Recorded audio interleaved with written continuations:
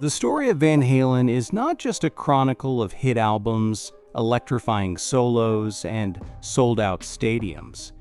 It's also a tale of evolution, reinvention, and at times, internal chaos. But perhaps no aspect of the band's history has been more iconic or more divisive than the rivalry between its two most well-known frontmen, David Lee Roth and Sammy Hagar.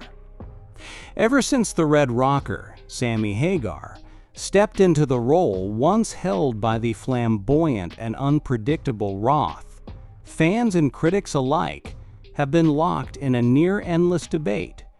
Which era of Van Halen was superior? Who truly defined the soul of the band?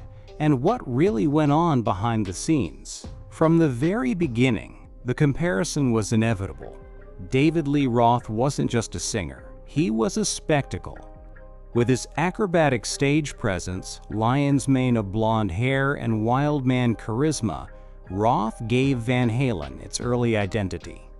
He embodied the excess, the arrogance, and the over-the-top bravado of late 70s and early 80s rock and roll.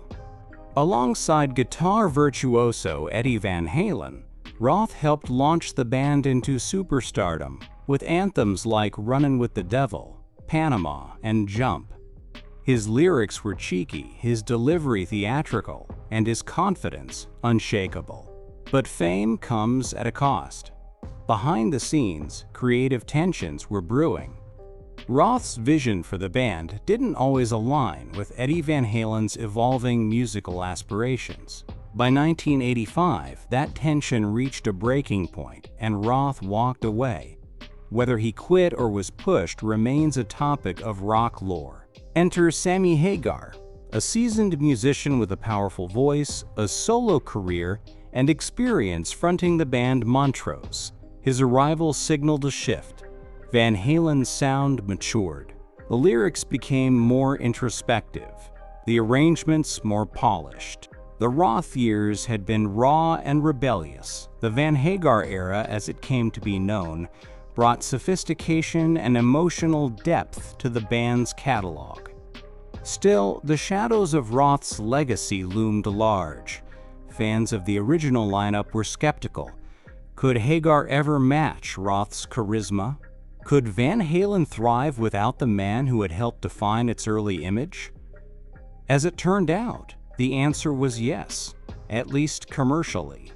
Albums like 5150, OU 812, and For Unlawful Carnal Knowledge all soared to the top of the charts.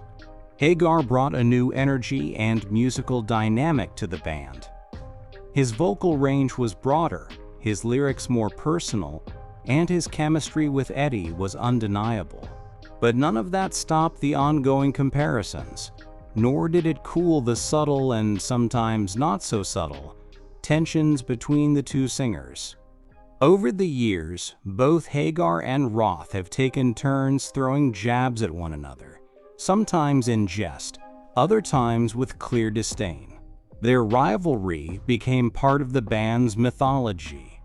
And fans? They picked sides. You were either Team Roth or Team Hagar. In a candid interview originally recorded for AXS TV and recently reposted on YouTube, Sammy Hagar offered perhaps his most unfiltered take on David Lee Roth. Speaking with a calm but pointed tone, Hagar shared how he truly felt about his predecessor. "I never really had a lot of respect for Dave. I mean, he was a good frontman of that style, but that wasn't anything I ever wanted to be growing up." Hagar went on to explain that his musical influences came from a very different place. "When I was saying I'm going to be a musician, I was looking at guys like Stevie Winwood, Eric Clapton, Jimmy Page, and Pete Townsend. Mick Jagger was as close to being flamboyant as I could think about being." In his view, Roth's persona was more style than substance, more showmanship than musicianship. And when Hagar first joined Van Halen, he and the band made a conscious decision to move forward without dwelling on the past. "We didn't even consider anything any of them had done previously," he recalled. We just started playing music, and I started singing. Eddie goes over to the keyboard and says, "Hey, what would you do to this?" And I'm like, "You can play that? Well, let's write this song." It was magical. To Hagar, that period was one of pure inspiration, a creative renaissance unburdened by expectations or comparison.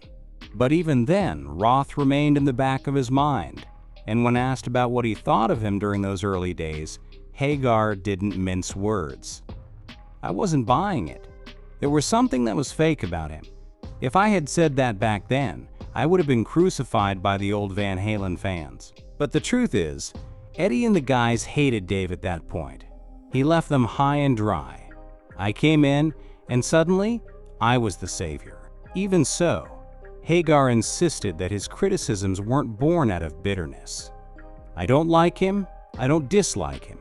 I was just around him," Hagar said. "We toured together, did the Sam and Dave tour. It was what it was." Despite his reservations, Hagar acknowledged Roth's importance in the band's early days. In his day, he was a great showman. He helped introduce Eddie to the world. People would watch Dave's antics and then go, "Wait, who's that guitar player?" And he gave credit where credit was due, even to one of Van Halen's most mainstream hits. Let me say something good about those early songs. They were great lyrically. Even something as silly as Jump, it's right on the money. When I first heard it on the radio, I thought, damn, those guys did it again. In the end, the Roth versus Hagar rivalry is more than just a rock and roll feud. It represents two distinct philosophies, two eras of artistry, ego, and evolution. Roth was the wild flame that lit the match. Hagar was the steady fuel that kept the fire burning. Both helped define Van Halen. Both left a permanent mark on rock history. And whether you're blasting Eruption from the debut album or belting out Why Can't This Be Love on the freeway, one thing's for certain. You're listening to a band shaped by dual identities, bound by brilliant contradictions, and powered by two voices that, for better or worse, will forever be entwined in the legend of Van Halen. Ultimately, the story of Sammy Hagar and David Lee Roth is not just about a rivalry between two legendary frontmen. It's a testament to how contrasting personalities can shape the identity of the same band in profoundly different ways. Each brought something unique to the table, Roth with his outrageous stage presence and rock star flamboyance, and Hagar with his powerful vocals and musical maturity. It was within this clash of styles that Van Halen discovered new sounds, new chapters, and a legacy that continues to captivate generations. They may never have fully reconciled, but without both of them, the full story of Van Halen could never truly be told.